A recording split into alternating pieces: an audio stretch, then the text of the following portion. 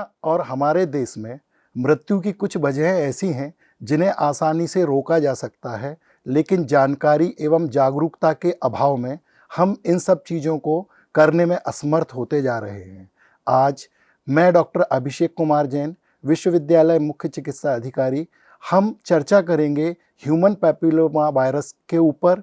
Human papilloma virus, जिसे HPV virus भी कहते हैं, और इसके टीकाकरण के बारे में।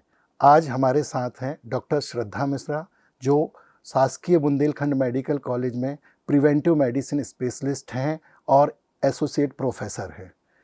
आज हम आप सभी से परिचर्चा करते हुए सबसे पहले चर्चा करना चाहेंगे डॉक्टर श्रद्धा मिश्रा से, जो आपको कुछ जानकारी देंगे, कुछ सवाल करेंगे, और उसी तारतम्य में मैं भी आपसे सवाल करूंगा और अपने चिकित्सक से हम लोगों को आसान भाषा में एचपीवी वैक्सीन और उसके वैक्सीनेशन की उपयोगिता के बारे में बताएंगे। जी डॉक्टर साहब। आपने जैसे बताया कि आज हम चर्चा करेंगे एचपीवी वायरस और उसके वैक्सीनेशन के संबंध में, लेकिन मैं चाहती हूँ कि इसके पहले आप हम दर्शकों को ये बताएं कि टीका क्या होता है, टीकाकरण क्या है, तो दर्शक ये समझ पाएंगे कि हम कहाँ से स्टार्ट करेंगे अपना परिचर्चा को। दुनिया में सबसे पहले कहा जाता है कि जितनी मौतें युद्ध में, जितने अभी तक ऐतिहासिक युद्ध हुए हैं, जितनी मौतें युद्ध के कारण हुई हैं, उससे ज़्यादा मृत्यु की संख्या एक स्मॉल पॉक्स, जिसे हम चेचक के नाम से भी जानते हैं, इस रोग के कारण हुई है। और इस रोग को पूरी दुनिया से सन 1980 में ख़त्म कर दिया गया था, और ख़त्म करने वाली जो दवा थी वो कोई दवा नहीं थी, वो एक वैक्सीन थी, वो एक टीका थी।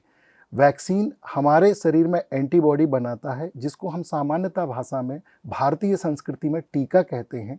चूँकि टीका इसलिए कहा गया कि चेचक के समय जब इसका इजाद हुआ वैक्सीन का, तो इस वैक्सीन को काऊ यानी गाय के संक्रमित द्रव्य से बनाया गया था, और लैटिना में जो वैक्सीना वर्ड होता है उसको हम काऊ कहते हैं, इसलिए इसको हमने वैक्सीन कहा। भारतीय संस्कृति में एक्सेप्ट करने के लिए, चूँकि टीका हम अपने माथे पे भी लगाते हैं, हाथ पे भी लगाते हैं, अपने सीने पे भी लगाते हैं, तो उस समय जब वो टीका लगाया जा रहा था, और जो टीका लगाते थे उनको टीकादार कहते थे, तो जिससे कि लोगों में इसकी एक्सेप्टेबिलिटी बढ़े, तो ये वैक्सीन होती है। ये हमारे शरीर में बाहरी तत्व जो होते हैं, बैक्टीरिया है, वायरस हैं, उनसे लड़ने के काम में आती है। दूसरा एक महत्वपूर्ण तथ्य ये है कि दुनिया में इसी तरीके से, इसी वैक्सीन के माध्यम से हम पोलियो से निजात पा चुके। पोलियो दुनिया से आज खत्म हो चुका है, सिर्फ 2 देशों में बिल्कुल अल्प मात्रा, अफगानिस्तान और पाकिस्तान में है। इसको भी खत्म करने में वैक्सीन का बड़ा महत्वपूर्ण योगदान रहा है। ये तो आपने बहुत ही रोचक जानकारी बताई कि टीका को टीका क्यों कहा जाता है, या हमारे देश में टीका शब्द आया कहाँ से। इसी बारे में मैं आपको ये कहना चाहता हूँ कि जो वैक्सीन का इतिहास है, वैक्सीनेशन का इतिहास है, हम चेचक के टीके से लेके, आपने अभी देखा होगा कोविड पैंडेमिक में भी हम टीकाकरण के कारण ही कोविड जैसी महामारी को हरा पाए हैं। तो वैक्सीन हमारे शरीर की इम्यूनिटी के लिए एक कोचिंग है। ये आने वाले पदार्थों के लिए वैसे ही काम करती है कि वैक्सीन एक पुलिस ट्रेनिंग हुई, जब वो एंटीबॉडी बना रही है तो वो आपका सिपाही हो गया, और जब उससे मेमोरी सेल बन रही है तो वो एक सीसीटीवी कैमरा जैसा काम करती है। जैसे ही कोई फॉरेन बॉडी आपके अंदर आएगी, वो सिपाही यानी एंटीबॉडी उससे लड़ेगा और उसको ख़त्म कर देगा। इसी तारतम्य में अब हम आगे बढ़ते हुए मैं डॉक्टर साहिबा से पूछना चाहूँगा कि वैक्सीन जैसे हमने समझा हुआ है, तो महिलाओं में आजकल कौन सी वैक्सीन प्रचलन में है और उसकी क्या उपयोगिता है? महिलाओं में अगर देखा जाए तो जो आपने अभी बताया कि हम जिस परिचर्चा के लिए बैठे हुए हैं, ह्यूमन पैपिलोमा वायरस, तो ये ह्यूमन पैपिलोमा वायरस जो है वैसे तो एक सामान्य वायरस है, और इसके कई प्रकार होते हैं, लगभग 100 से ऊपर प्रकार होते हैं, और पूरे जीवन में कम से कम 80% पुरुषों और महिलाओं को यह जरूर इन्फेक्ट करता है। लेकिन इस वायरस को, जैसे मैंने बताया, एक सामान्य वायरस है, तो हमारे शरीर का जो सुरक्षा तंत्र है वो लगभग इन 90% जो एचपीवी वायरस होते हैं उनको खुद अपनी इम्यूनिटी से हमारे शरीर से दूर कर देता है। लेकिन कई प्रतिशत केसेस में, जैसे कि इसमें जो हाई रिस्क वाले एचपीवी वायरस होते हैं वो कैंसर का कारण बनते हैं। तो महिलाओं में जो सर्वाइकल कैंसर है, आपने सुना होगा, तो सर्वाइकल कैंसर दूसरा सबसे बड़ा मुख्य कारण है जो हमारे देश में महिलाओं में पाया जाता है। तो इसीलिए कैंसर से लड़ने के लिए एचपीवी नामक वैक्सीन को लॉन्च किया गया है। अब ह्यूमन पैपिलोमा वायरस, क्योंकि मैंने बताया कि जैसे यह वायरस 2 तरह का होता है, एक तो हाई रिस्क एचपीवी होता है, दूसरा लो रिस्क एचपीवी। अब यह जो वायरस है, यह सर्वाइकल कैंसर के अलावा अन्य दूसरे भी कैंसर कराता है, जैसे कि वल्वा का है, योनि का है, गुदा कैंसर है और गले का भी कैंसर कराता है। तो यह जो वैक्सीन है, यह इस सर्वाइकल कैंसर के साथ साथ अन्य जो कैंसर हैं उनसे भी हमें सुरक्षा प्रदान करती है। और जो लो रिस्क एचपीवी होते हैं, ये भी जेनाइटल वॉर्ट्स या जननांग में मस्से, जो कि बहुत कॉमन होता है, तो उसका भी कारण है ये। तो यह जो वैक्सीन है वह इन तरह के कैंसर से और लो रिस्क एचपीवी जो जेनाइटल वॉर्ट्स कराता है उनसे भी सुरक्षा प्रदान करती है। आपका कहना ये है कि एचपीवी वायरस जब कम घातक स्थिति में होता है तो शरीर में मस्से कराता है जो काफ़ी कष्टदायक होते हैं, और जब इस वायरस के दूसरे स्ट्रेन, मैंने बताना चाहूँगा दर्शकों को कि एचपीवी 16 और एचपीवी 18 ये सबसे खतरनाक स्ट्रेन है और हमारे भारत में बहुतायत से पाए जाते हैं। मैं आपसे ये पूछना चाहूँगा कि एचपीवी वायरस फैलता कैसे है? एचपीवी वायरस मुख्यतः जो है, जो सबसे मुख्य कारण है इसके फैलने का, वो यौन संपर्क है। दूसरा त्वचा से, त्वचा के संपर्क से फैलता है और कई बार माँ से बच्चों में भी, लेकिन ये बहुत ही रेयर होता है कि माँ से बच्चे में संक्रमण हो। मुख्यतः यह यौन संपर्क से फैलता है। और मैं आपको थोड़ा ये भी बताना चाहूँगी कि इसके बारे में कुछ भ्रांति ये है कि जो एचपीवी वायरस है उसको लेकर ये सोचते हैं कि यह गलत लोगों में पाया जाता है, तो ऐसा नहीं है, ये किसी को भी हो सकता है। जैसे कि यह कहा जाता है कि जो गलत औरतें होती हैं या जो गलत आचार आचरण वाली होती हैं उनको ही यह बीमारी होती है। तो इस बीमारी का ये मतलब नहीं है। मैं इस भ्रांति को हटाना चाहूँगी कि एचपीवी किसी को भी इन्फेक्ट कर सकता है और इसको रोका जा सकता है। तो आपके संदर्भ में ह्यूमन पैपिलोमा वायरस जिसे रोका जा सकता है, जिसकी रोकथाम के और भी उपाय हैं, वैक्सीन के अलावा भी क्या हम इसको पहचान सकते हैं या इसको रोकथाम कर सकते हैं? वैक्सीन्स के अलावा इसके लिए सबसे पहले तो मैं ये बताना चाहूँगी कि किसी भी बीमारी के लिए अगर हमें उसे समझना है तो सबसे ज़्यादा ज़रूरी होती है जागरूकता।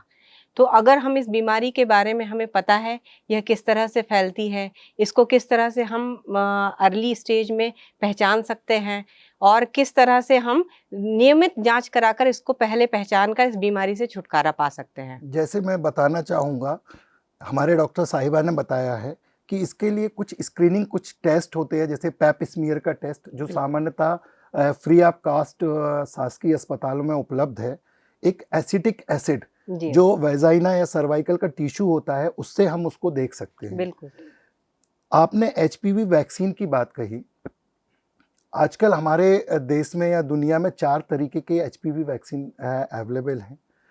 सर्वावरेक्स, गार्डासिल, गार्डासिल 9, और हमारे देश ने जो खुद ईजाद किया हुआ है उसका नाम है सर्वावैक। ये काफ़ी सस्ता वैक्सीन है और इस वैक्सीन की कास्ट 2000 रुपये से समथिंग एक डोज की आती है। बाकी की जो मैंने अभी ऊपर गार्डासिल वगैरह बताई उसकी 10 से 12 आती है। तो मैं आपसे पूछना चाहूँगा, सर्वावैक वैक्सीन या गार्डासिल या कोई भी एचपीवी का वैक्सीन है, उसका डोजिंग शेड्यूल क्या है और किस एज में कितनी डोज में हम उसको लगवा सकते हैं? जो एचपीवी की वैक्सीन है उसको हम लगभग 9 से 14 साल तक की आयु में अगर हम देते हैं इस वैक्सीन को, तो इसकी केवल 2 डोज की ज़रूरत होती है और 9 से 14 साल में ये जो डोज है ये लगभग 6 महीने के अंतर से दी जाती है। फिर दूसरा एज ग्रुप है 15 से 26 साल तक का। तो 15 से 26 साल तक के जो बच्चे हैं जिनको हम ये वैक्सीन दे सकते हैं उनको हमें 3 डोज देनी पड़ेंगी। पहली डोज अगर हम आज देते हैं तो दूसरी डोज उसके 1 महीने के बाद देंगे और तीसरी डोज जो है वो हम 6वें महीने पे देंगे। तो इस तरह से WHO या इंटरनेशनल ऑर्गेनाइजेशन है, उनकी रिकमेंडेशन के अनुसार सबसे अच्छा जो समय है इस वैक्सीन को देने का वो 9 से 14 वर्ष है, क्योंकि यह वैक्सीन सबसे ज़्यादा प्रभावी तब होती है जब जो यौन प्रक्रिया है वो शुरू नहीं हुई हो। तो इस एज में अगर हम इस वैक्सीन को देते हैं तो ये सबसे ज़्यादा सुरक्षित होती है। इसलिए यह रिकमेंड किया गया है कि 9 से 14 वर्ष में हमें 2 डोज देनी है और 15 से 26 साल की आयु में हम 3 डोज देंगे। इसके अलावा यह वैक्सीन हम 45 वर्ष तक की उम्र के महिलाओं को भी दे सकते हैं और पुरुषों को भी दे सकते हैं। तो यह वैक्सीन जब हम इस उम्र से 27 साल से 45 वर्ष की उम्र के लोगों को जब हमें देनी है, तो यह हम डॉक्टर की सलाह पर ही दे पाएंगे। एचपीवी वैक्सीन के बारे में मैं श्रोताओं को बताना चाहूँगा, ये दुनिया की अकेली वैक्सीन है जो कम से कम 16 प्रकार के कैंसर को रोकती है। कैंसर को रोकथाम करने वाली इसके अलावा कोई भी वैक्सीन नहीं है।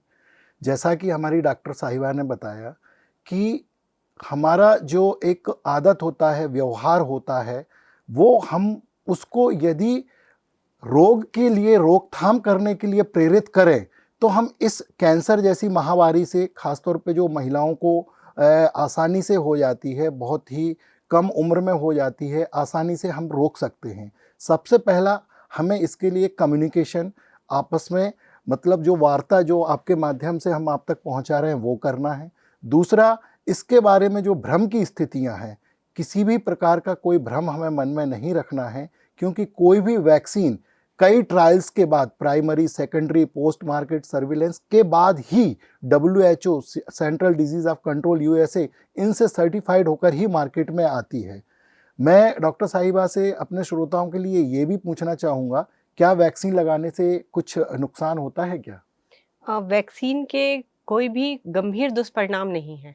कोई भी वैक्सीन है तो उससे जो सामान्य सभी वैक्सीन से जो होते हैं कि इंजेक्शन जहाँ लगा है वहाँ पर दर्द होना, सूजन आ जाना या सर में दर्द होना, हल्का बुखार आना, ये सामान्य दुष्प्रभाव है। लेकिन इन दुष्प्रभावों के तुलना में अगर हम इस वैक्सीन के फायदे देखें तो कैंसर, जो कि एक जानलेवा बीमारी है, यह हमें उससे बचा रही है। तो इसलिए ये जो दुष्प्रभाव है वो काफ़ी कम है और कई शोध के बाद यह वैक्सीन जब हमारे यहाँ आई है तो उसके दुष्परिणाम काफ़ी कम हैं और किसी भी शोध में यह नहीं बताया गया है कि यह वैक्सीन नुकसानदायक है।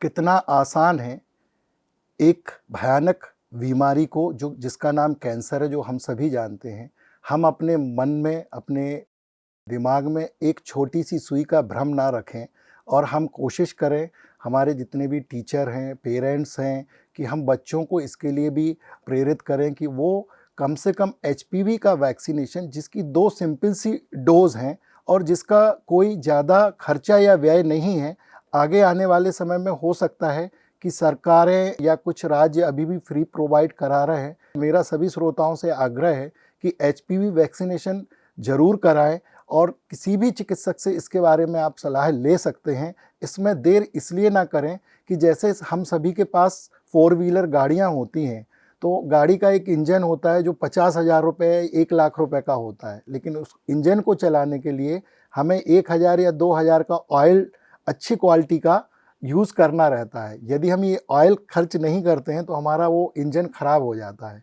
वैक्सीन इसी तरीके का ऑयल है जो इस महामारी से आपको रोकेगा, आपके बच्चों को बचाएगा। इसके साथ साथ देश के ऊपर जो इकोनॉमिकल बर्डन आता है, कैंसर के इलाज में जो खर्चा होता है, वो खर्चा भी देश का बचेगा। इस तरीके से हम कह सकते हैं कि एचपीवी वैक्सीनेशन व्यक्तिगत जिम्मेदारी नहीं है, it's not a personal responsibility, it is a social responsibility. क्योंकि आप इस वैक्सीन को लगा के समाज में एक हर्ड इम्यूनिटी भी क्रिएट करते हैं। मैं चाहूँगा आप हमारे दर्शकों को थोड़ा सा हर्ड इम्यूनिटी के बारे में भी बताएं। हर्ड इम्यूनिटी का मतलब ये है कि हमारे आसपास के जब लोग में हम कोई वैक्सीन देते हैं तो हमारा इम्यून सिस्टम इतना मजबूत हो जाता है कि जो वायरस अटैक करता है तो उस इम्यूनिटी के कारण जो हमारे आसपास के लोग हैं, अगर वो ऑलरेडी वैक्सीनेटेड होंगे तो वो डिसीज़ जो है वो उस लेवल तक नहीं बढ़ पाती है और उस डिसीज़ को हम उसी लेवल पे कंट्रोल कर सकते हैं।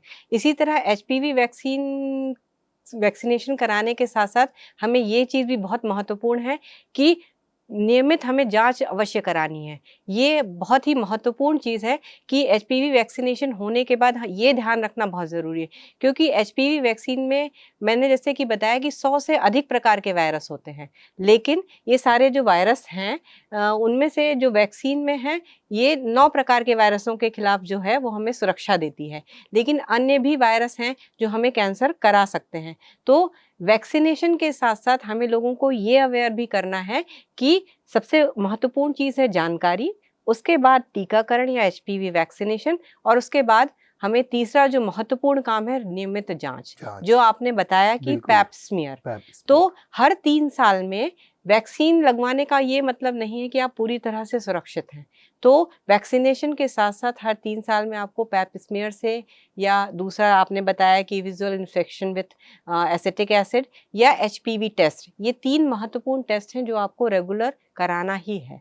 तो एचपीवी वैक्सीनेशन के लिए मैं आपको यही संदेश देना चाहूँगी कि सभी जो हमारे दर्शक हैं, श्रोतागण हैं, वो इस बीमारी के संबंध में कोई भ्रम ना पालें। इससे संबंधित कुछ भ्रांतियाँ हैं, जिनके बारे में आप कुछ प्रकाश डालेंगे? सबसे पहले हम देखते हैं कि आज भी दुनिया में चेचक और पोलियो की कोई दवाई मौजूद नहीं है। चेचक और पोलियो को जड़ से ख़त्म करने में दुनिया को सिर्फ एक ही सहारा था, जिसको हम कहते हैं पोलियो वैक्सीन। आपको एक तथ्य और बताना चाहूँगा, जिस वैज्ञानिक ने पोलियो की पहली वैक्सीन बनाई थी, उनको हम साल्क कहते हैं। डॉक्टर साल्क ने इन्होंने ये ईजाद की थी, और आपको ये जानकर आश्चर्य होगा कि उन्होंने इस वैक्सीन का पेटेंट नहीं करवाया था, और उनकी इस निस्वार्थ भावना से, निस्वार्थ खोज से आज हमारा देश ही नहीं, पूरी दुनिया पोलियो मुक्त है।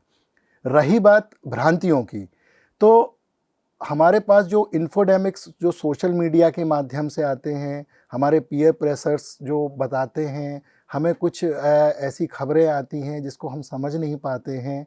इनको सबसे अच्छा तरीका, इन भ्रम को इलाज करने का, तो ये है कि हमारी ये जो चर्चा चल रही है, आप इसी से समझ सकते हैं कि इसके लिए नहीं है। दूसरा, हर वैक्सीन के लिए एक एंटी वैक्सीनेशन कैंप चलता है। क्यों?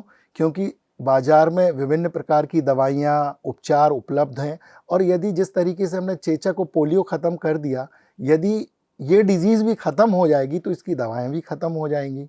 तो आपको इसके लिए खुद आगे आना होगा, आपको दूसरों को प्रेरित करना होगा, अपने बच्चों, अपने घर में जो महिलाएं इस एज ग्रुप से हैं, 9 साल से लेकर 45 तक की उम्र में हैं, एचपीवी का वैक्सीनेशन आपको एक सुरक्षित चिकित्सक के पास जाके, जिसके पास ये सुविधा रहती है, ये कराना होगा। तो एचपीवी वैक्सीनेशन के बारे में मैं यही कहूँगा, इसके लिए आपको ज़्यादा नहीं सोचना है। कैंसर जैसी महामारी को लड़ने से लिए, बचने के लिए हमें, जैसा कि डॉक्टर साहिबा ने बताया, वैक्सीनेशन के साथ साथ बाई एनुअल या 3 साल में एक बार स्क्रीनिंग भी कराते रहना चाहिए। इससे हम अपने देश और समाज को cervical, vaginal, oropharyngeal, anal cancer से मुक्त कर सकते हैं। और एचपीवी वैक्सीनेशन जितना सेफ महिलाओं में है, उतना ही सेफ पुरुषों में है, और यह भी पुरुषों में विभिन्न प्रकार के कैंसरों से की रोकथाम में आपकी मदद करता है। बिल्कुल सही कहा आपने। कुछ ऐसी भी भ्रांतियाँ हैं हमारे समाज में कि ये वैक्सीन लेने से बांझपन आ जाता है या फर्टिलिटी को अफ़ेक्ट करता है। ऐसी एक भी, कहते हैं कि एक भी खबर या एक भी रिसर्च या एक भी साइड इफ़ेक्ट का डेटा नहीं है। ये मिस इन्फॉर्मेशन है। किसी भी तरीके से इसमें इनफर्टिलिटी या स्किन का नुकसान नहीं होता है। ये पूरी तरह से सुरक्षित है। और इसके बारे में एक तथ्य ये है, दुनिया में, जैसा मैंने आपको बताया, चेचक और पोलियो पूरी दुनिया से जा चुके हैं। हमारी दुनिया में ऑस्ट्रेलिया एक ऐसी कंट्री है जिसने एचपीवी वैक्सीनेशन पूरे देश में करा के एचपीवी को अपनी कंट्री से जड़ मूल से, जिसको हम एरेडिकेशन कहते हैं, नष्ट कर चुका है। तो मैं आपसे एक ही आग्रह करना चाहूँगा, आप जागरूक बने, अपने घर में एचपीवी वैक्सीनेशन ज़रूर करवाएं। सो एचपीवी वैक्सीन पूरी तरीके से सुरक्षित है, और ये कम से कम 12 से 15 प्रकार के कैंसर से रोकथाम में मदद करता है। और मैं आखिर में डॉक्टर साहिबा के भी विचार जानना चाहूँगा कि वो वैक्सीनेशन के लिए आपको क्या संदेश देना चाहते हैं? मैं यही संदेश देना चाहूँ कि डर नहीं, जानकारी, शर्म नहीं, सुरक्षा। मतलब किसी भी बीमारी से अगर हमें भविष्य में सुरक्षित रहना है, तो सबसे महत्वपूर्ण है हमें उसकी बीमारी के बारे में पूरी जानकारी हो और उससे हम कैसे सुरक्षित रह सकते हैं। तो महत्वपूर्ण मैं 3 ही शब्द फिर बोलूँगी, जानकारी, टीकाकरण और नियमित जाँच। ये 3 ही मुख्य स्तंभ हैं इस बीमारी से सुरक्षित रहने के और एचपीवी मुक्त भारत के लिए। आपका बहुत-बहुत धन्यवाद। आज के वार्तालाप में एचपीवी वैक्सीनेशन की दो डोज, 9 से 14 वर्ष के ऊपर, उसके बाद 25 वर्ष तक 3 डोज, आपको, आपके समाज को और देश को सर्वाइकल कैंसर से मुक्त रख सकती हैं। आपका यहाँ आने के लिए बहुत-बहुत धन्यवाद। धन्यवाद।